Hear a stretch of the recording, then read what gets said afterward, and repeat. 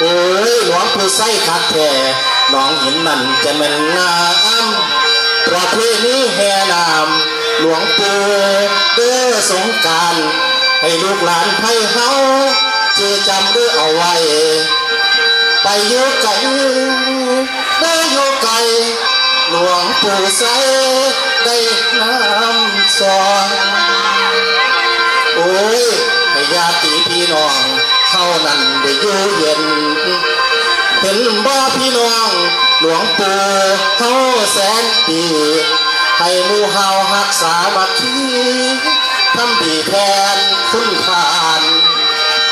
หลานขอยอตื้อนอน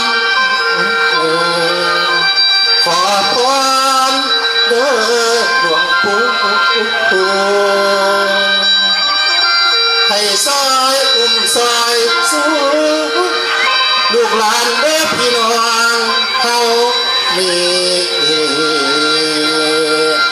ให้อยู่เย็นเฮามีอยู่สบาย